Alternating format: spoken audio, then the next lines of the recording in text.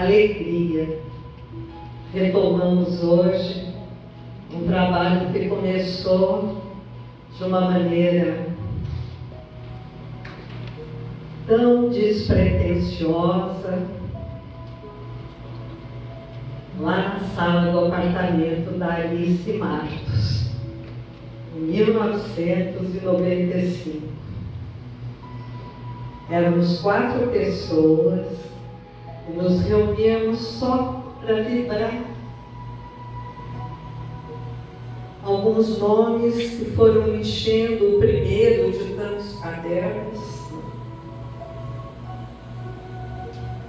Depois a ideia surgida através da Dircineia, franciscaninha de sempre, que hoje mora na Suécia e que bordou a oração de Francisco de Assis naquele ano, e a gente pendurava aquilo para receber as pessoas no apartamento da Alice. Depois, com o tempo, evidentemente que o caderno foi ficando cheio de gente. E aí o doutor Lauro e a doutora Ana ofereceram a sua clínica de fisioterapia, né? Lá na Bernardino de Campos. E aí, aquele espaço começou a se encher e as filas foram se formando. E aí percebemos que precisaríamos ter outro espaço. E aí eu fui fazer um curso que não tinha nada a ver com... Era uma coisa profissional. E na hora do cafezinho, eu só vi alguém dizer assim: professora! E aí veio, me abraçou, aquela moçona já com filhos adolescentes, né? Tinha sido minha aluna no POC, lá atrás. E conversa vai, conversa vem, um jardinzinho que, por coincidência, tinha uma imagem, uma estátua toda em branco, caiada, de Francisco de Assis. Quando eu olhei, nós estávamos conversando, abençoadas por ele. Né? E o que você está fazendo, Brarã? E aí, virei e falei assim: olha, também me dedico, né, ao grupo que surgiu na casa de uma amiga e que acabou atendendo muita gente. Até nós estamos no impasse porque nós estamos sem lugar para atender tanta gente, né? Mas como assim? Eu falei: como é que funciona isso? Aí expliquei. Ela virou e falou assim: você já tem um lugar. Ela e o marido eram donos do espaço do Lua Cheia, lá na Arnaldo Italiano. E toda terça-noite, então, nós íamos. Era um salão de festa muito bonito, talvez muitos de vocês já conheçam. Ficamos 14 anos lá. Ela sempre curou o trabalho. Né? E eu sei que com o tempo ela se mudou para os Estados Unidos e aí nós tivemos que encontrar outras opções. E finalmente, né, prospectando, a nossa Márcia acabou indo conversar com o pessoal do centro médico e a gente conseguiu essa parceria para estarmos aqui, renovando esse trabalho com muito amor, com muita fé e esperança, quase como se pudéssemos entrar aqui descalços, né? Como Francisco de Assis atendia tanta gente estando descalço. E é assim que hoje está essa mesa, que tem uma porção de história contida nela. Em primeiro lugar, o Francisquinho da Alice, que lembra muito a Alice, naquele jeito simples, despojado, abraçante, sorridente, uma verdadeira, como eu digo, uma verdadeira madre de Calcutá, que ficava sentadinha lá quietinha, enquanto eu era o braço operacional, como todos os outros que foram chegando. Né? E tenho certeza que hoje ela está muito, muito feliz pela retomada do nosso trabalho, que foi um ato assim, muito pensado, muito corajoso, na realidade, porque a gente sabe, né, que a coisa vai se ampliar e vamos ter que repaginar e encontrar um formato e um perfil. Também um francisquinho que representa os frequentadores. Ele foi feito por uma frequentadora que nos deu de presente. Também aqui representando a pintura mediúnica, a equipe da pintura mediúnica. Somos todos pássaros franciscanos num céu aberto da existência. Também um Francisco presente que representa os trabalhadores mais recentes do grupo. A Maria Valéria, que vocês ouvem com frequência franciscana, né? Lá de Colina, ela mora em Colina, né? Pediu muito que esse franciscano estivesse hoje aqui com a gente. E a pintura mediúnica, eu escolhi essa, que representa, na realidade, o plano espiritual e o plano terreno se encaixando nesse momento aqui em que estamos. Então, sejam bem-vindos. Presença franciscana enorme se derramando sobre nós, uma energia muito simples, discreta, e que enche o coração de felicidade pelo fato de pura e simplesmente a gente conseguir existir e ser. Né? O que é importante que a gente possa ver? Em primeiro lugar, a decisão de retomar o trabalho. Não foi fácil. Eu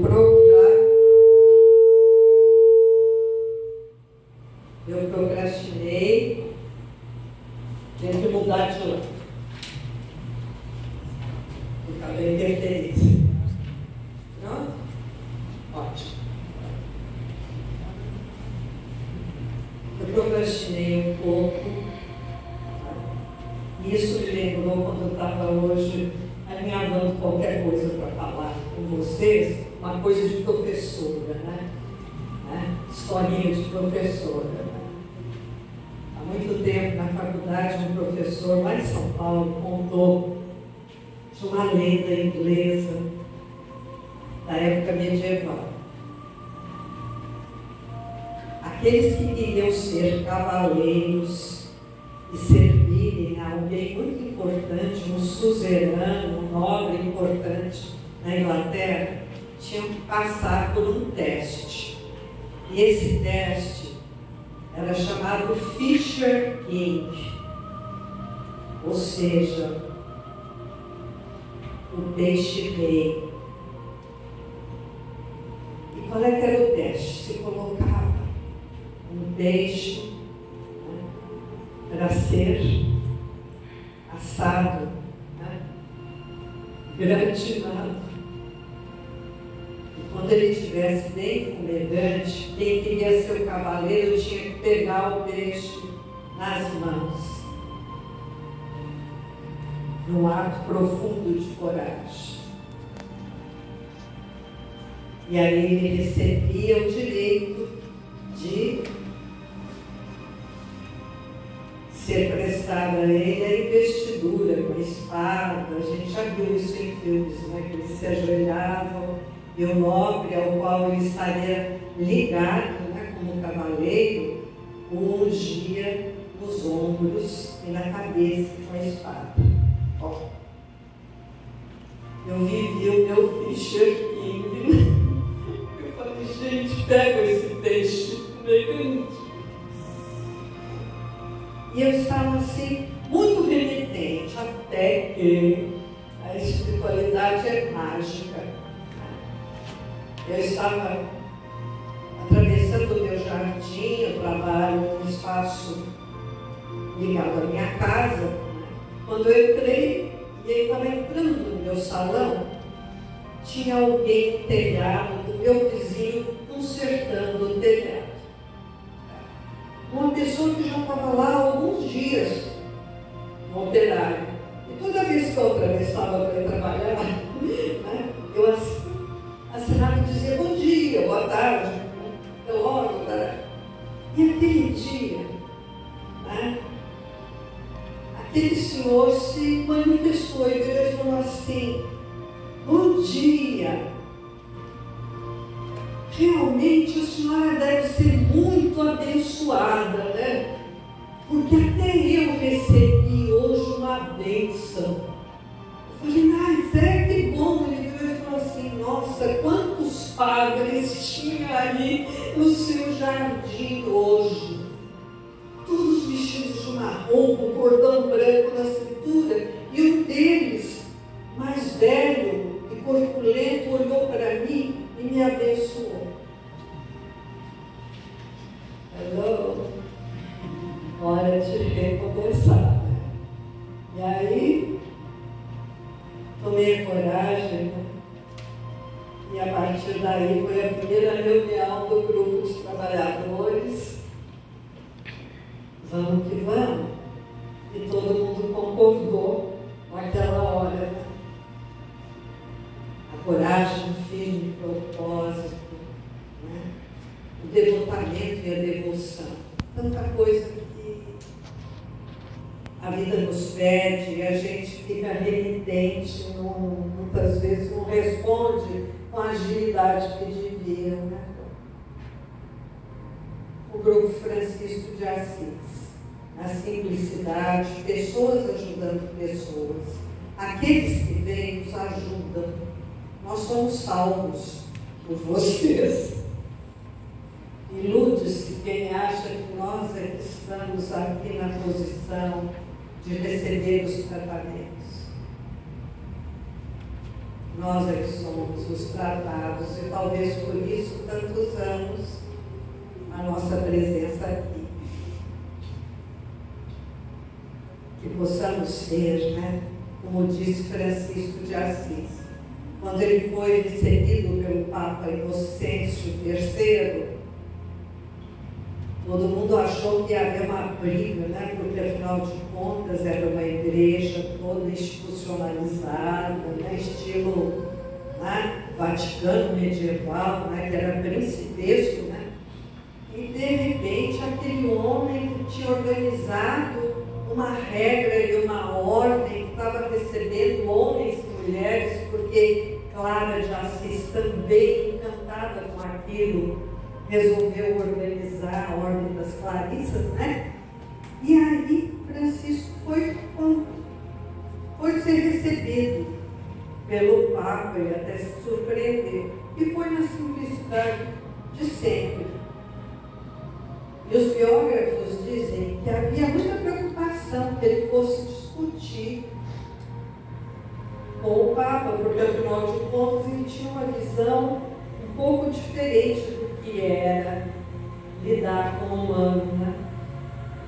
E ele atravessou aquele salão fantástico no Vaticano, e quando chegou perto do Papa, ele se deitou no chão, de bruços e descalço.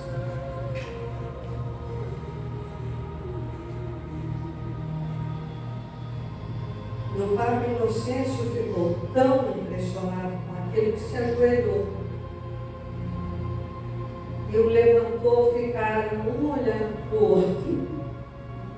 E aí Francisco de Assis chegou para ele e disse: por favor, eu só sei fazer do jeito que eu faço.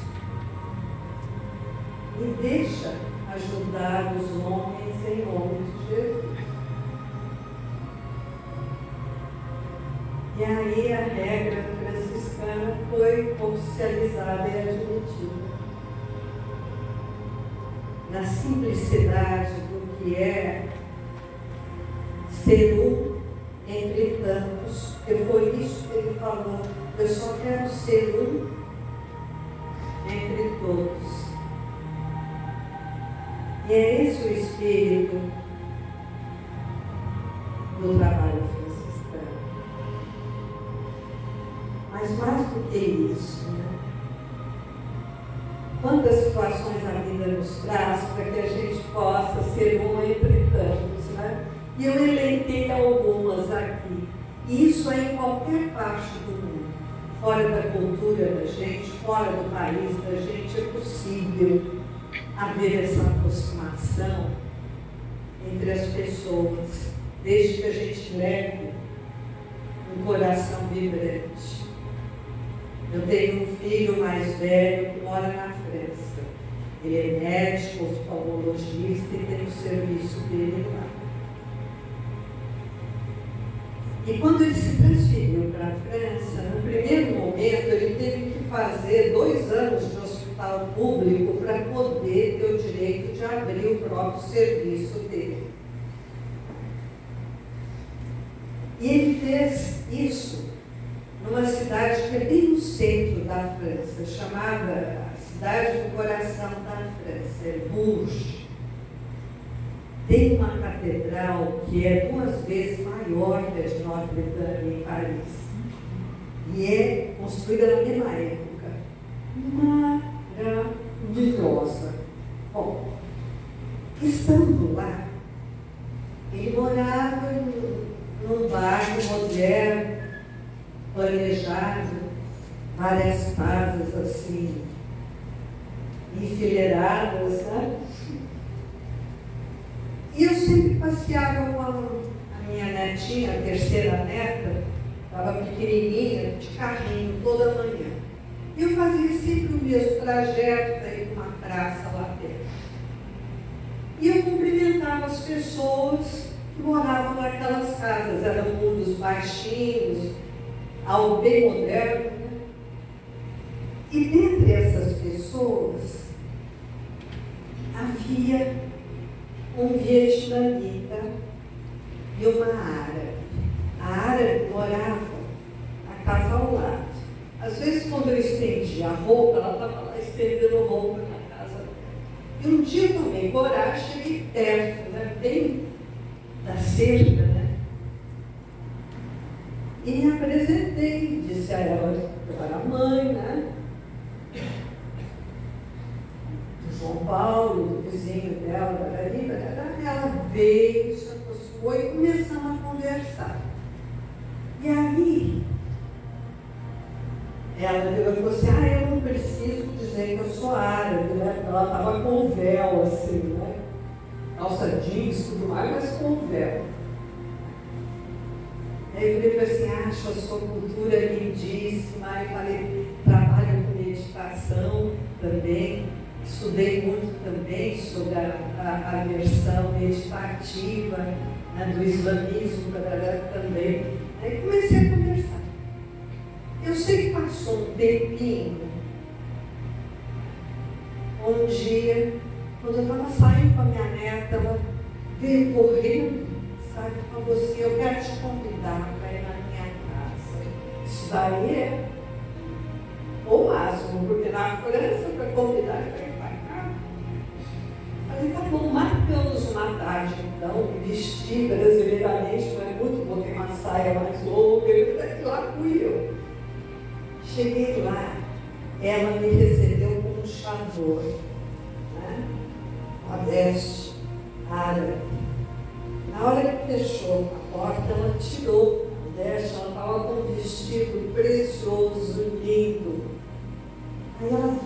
olha, eu preparei tudo isso aqui para você experimentar.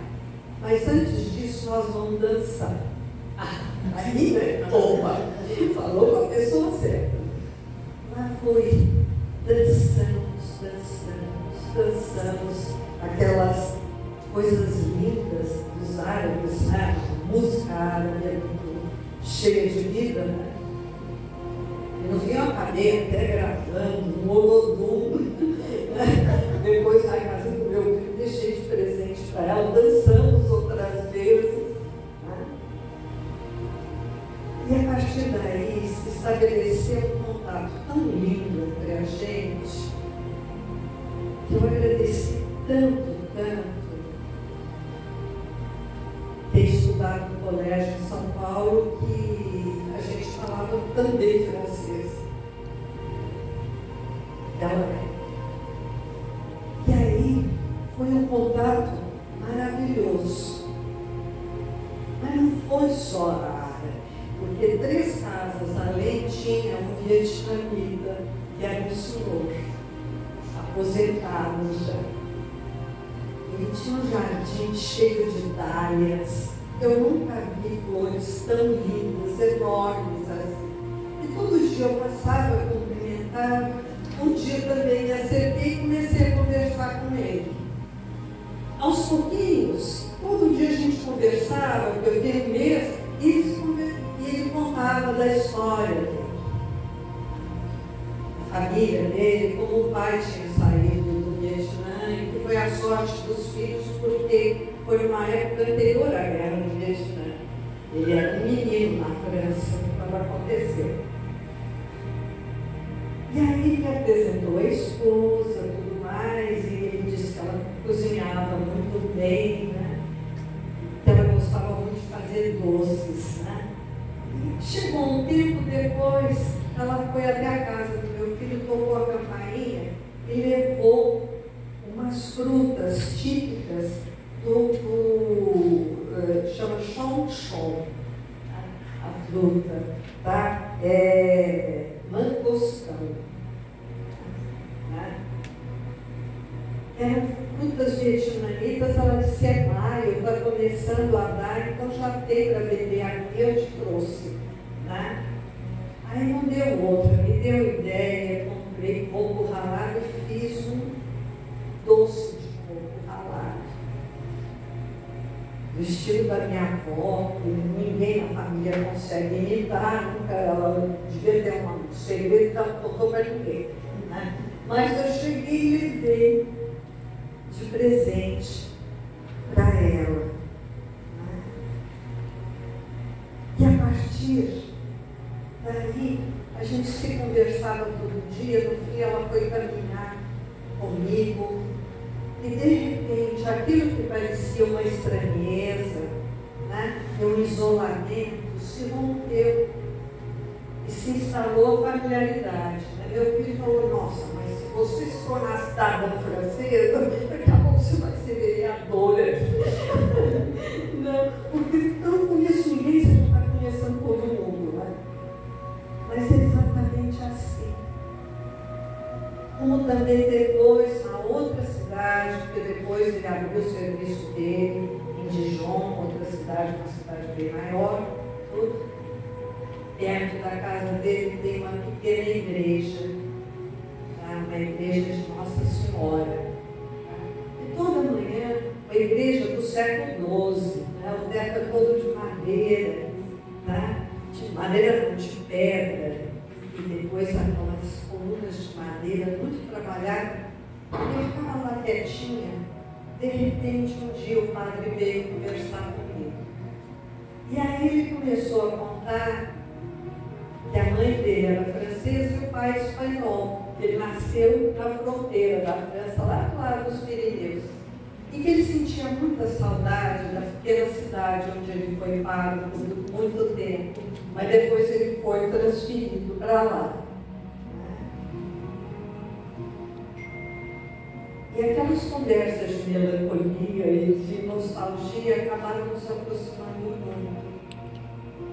E aí ele disse, olha, eu vou mostrar para você uma coisa que não está está em exposição na igreja, porque é muito preservada, é só em ocasiões muito especiais. Ele me levou na cripta da igreja. Ele falou, mas você vai entrar sozinho. E eu, ai gente, o que será? Ele abriu aquela porta pesada, quase que me empurrou e falou, tá. E aí, o que havia? Uma Nossa Senhora, figura da Nossa Senhora, toda dourada, brilhante, feita de metal brilhante, sentada numa cadeira, com as mãos assim, mas no tamanho natural. E na frente dela uma cadeira vazia. Depois ele me explicou que são as pessoas que precisavam muito, estavam vivendo um momento muito difícil e que ele deixava entrar lá. E eu me sentei na frente, conversei com a santa. E foi um dos momentos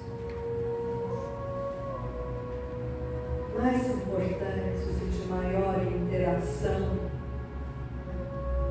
com aquela figura dourada, brilhante, olhando para mim, linda, sentada naquela cadeira pesada, antiga. E de repente, a oportunidade que a gente tem de ter um contato interdimensional. Nesse momento aqui, a presença franciscana porque eles sabem que o trabalho está se iniciando no plano físico, porque o espiritual nunca parou. O quanto é importante a gente se abrir ao contato. Andamos muito fechados, andamos muito econômicos. Essa palestra, franciscanamente, está convidando alguns pontos que eram muito importantes no pensamento franciscano. Primeira coisa é o viver despojado. A gente se apresentar a Deus tal qual a gente é. A gente produz muita figuração, né? Até pra gente no espelho, né? Viver despojado. Francisco de Assis abriu mão de tudo que ele possuía para poder realizar a missão dele. O pai dele, muito rico, quando ele começou a recuperar igrejas abandonadas, né? Começou a gastar um pouco do dinheiro, né? E aí o pai obrigou a devolver esse dinheiro que ele estava gastando. E aí o que ele fez? Ele retirou as vestes e saiu nu de casa. E abdicou oficialmente da herança, em pagamento daquilo que ele havia feito. O dinheiro que ele havia gasto para as primeiras obras que ele estava organizando. A segunda coisa é respeitar a natureza. E respeitar a natureza não é só preservar, é prestar atenção na beleza. Às vezes a gente faz um trajeto todo dia e não olha a beleza. Às vezes a gente está voltando depois do trabalho e não olha o crepúsculo. Tem lugares em Ribeirão maravilhosos para se ver o crepúsculo. O balão da Laerte lá é uma coisa, crepúsculo.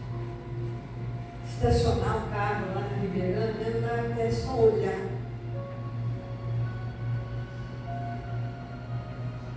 Deus preparando preparando uma paisagem maravilhosa para a gente não veio, né? E a gente não viu. A gente não abriu a janela para ver. Depois o não ao desperdício, né? Muitas vezes o alimento que nós jogamos fora salvaria uma vida. Nos rincões do Brasil, na África, na Ásia, na América Latina. Esse senso de economicidade. O quanto a gente reclama, né? É só isso que tem hoje para o almoço? É. A consciência solidária. A solidariedade comum, simples. De ir varrer uma calçada e de repente ver que na calçada do vizinho tem papel jogado no chão. Ah, não é meu? Por que não ir até lá e recolher também? Solidariedades básicas que a gente não pensa.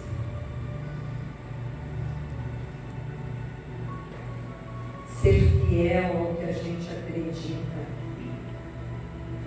Isso aqui são pressupostos dos escritos dele. A gente realmente é fiel àquilo que a gente acredita? Muitas vezes a gente abre o Evangelho, faz uma prece antes de sair de casa, na primeira esquina leva uma fechada. E aí vira um caos, né?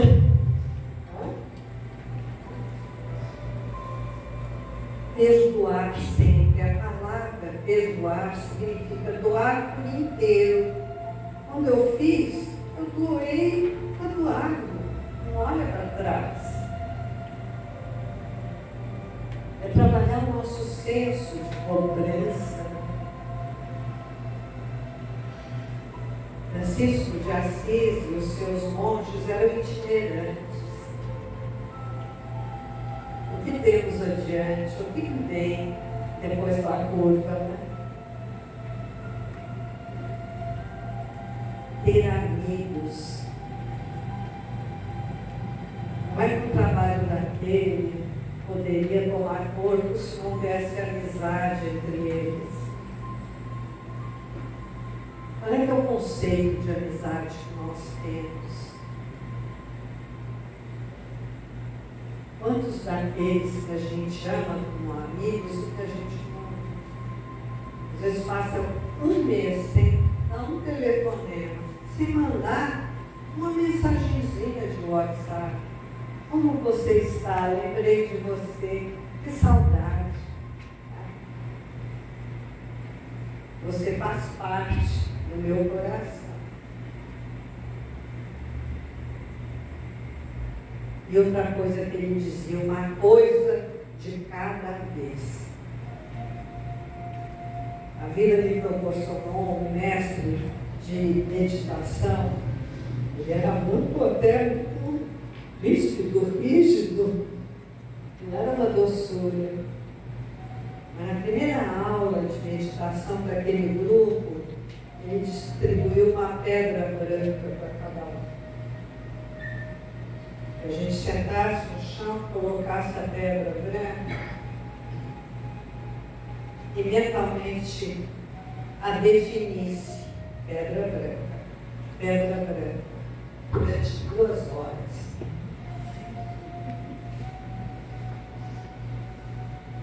No início foi difícil, né? Pedra branca, amanhã o que eu vou fazer? Nossa, eu esqueci de mudar. Era pedra branca, 2 horas. Acabou a tagarelice mental. A gente estava intenso, total e urgente na pedra branca. Uma coisa de cada vez na nossa vida. A nossa baixa produtividade está ligada ao fato da nossa mente ser tagarela e dispersa. Francisco de Assis, quando estava com alguém, ele estava com alguém. Podia cair o mundo temporal, ele estava com alguém. Os escritos dele dizem isso. Da necessidade da intensidade. A gente não tem mais diálogos intensos com quem vive dentro da própria casa. É tudo fast food. Pensemos nisso, não é? Viver agradecido é outro pressuposto que ele deixou nesse escrito. Viva agradecido. Agradeça. Agradeça o café que você está fazendo de manhã. Agradeça o banho de chuveiro.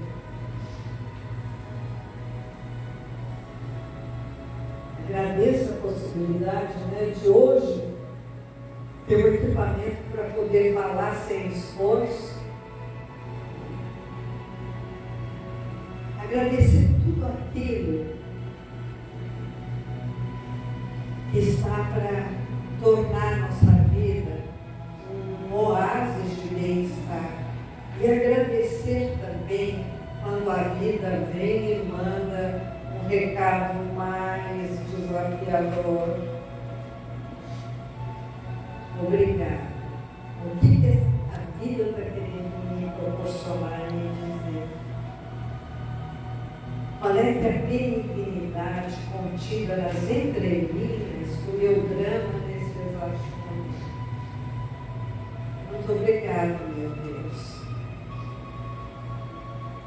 Francisco de Assis agradeceu uma noite que ele ficou numa caverna. Ele tinha um problema purulento nos olhos, né? E ele foi mordiscado por morcegos a noite inteira. Quando ele saiu da caverna, os biógrafos contam, ele se voltou para a caverna, se ajoelhou, agradeceu aos irmãos morcegos.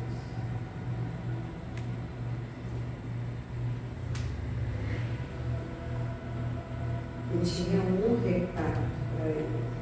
O recado era o seguinte: os irmãos morcegos estavam fazendo o papel deles,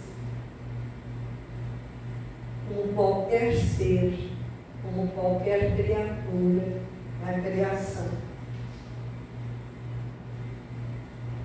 E outra sugestão dele nesse escrito: saber olhar para o céu. Coisa mais interessante, né? Quando teve o 11/11/2011, né?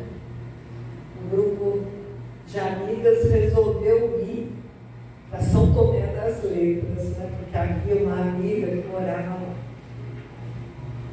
Aquela coisa mística, 11/11/2011, nós fomos numa pedra chamada do Disco, né? Que se precipita sobre um vale. Ela é plana, ficamos sentadas lá para meditar.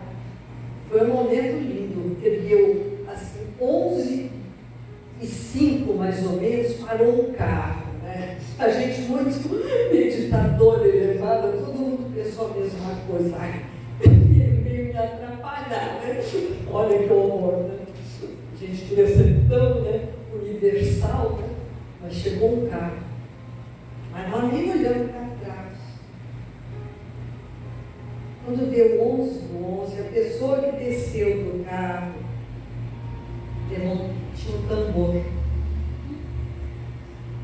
Era um rapaz de São Paulo com uma mãe que era psicóloga. Depois a gente se encontrou, e ele às 11h11 do dia 11 de 2011, foi lá. Foi um momento mágico, um presente. Nunca mais vou esquecer até o último dia da minha vida a sensação. A gente naquela pedra que se precipitava no vale lá, perto, maravilhoso, E aquele rapaz, cuja face a gente não olhou, mas estava lá tocando aquele tambor. A importância que tudo isso tem nas nossas vidas.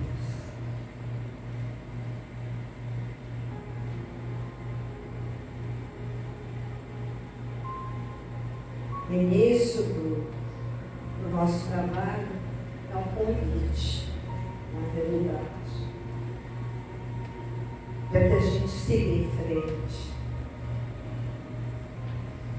Sejam quais forem as nossas circunstâncias, todas aquelas pessoas, o padre, o vietnamita, a árabe, se a gente pudesse juntar as conversas que eu tive, eram sobre as histórias deles, eles seguiram em frente. Eles vieram de histórias em que as pessoas, os ancestrais, seguiram em frente. Hoje nós estamos iniciando um novo ciclo, um novo momento. Ainda não sabemos exatamente como é que vai ser a paginação ou a repaginação do trabalho, mas nós sabemos que não estamos sós. Ninguém está só nesse mundo. Cada um de nós vem acompanhado dos seus mentores, dos seus ancestrais, dos seus ideais. E nesse momento, a gente possa seguir em frente, deixando a bagagem pesada, contínua e leve, conservando só a boa experiência que pode servir para construir o nosso futuro. Que a gente possa usar as experiências que a gente traz, não para olhar para trás com desapontamento ou então de uma forma culposa, né? Se ao menos eu tivesse feito, se eu tivesse falado, se eu tivesse escolhido. Não. O convite é assim: da próxima vez, eu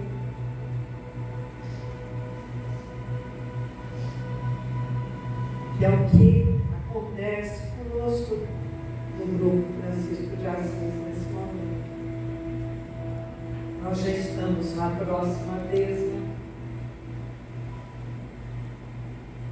E vamos encontrar maneira e a forma. E sabemos que a espiritualidade está prontinha para sorrir para nós.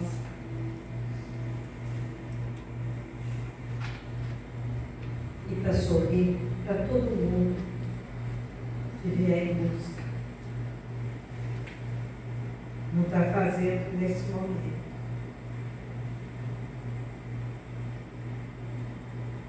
Só se pode compreender a vida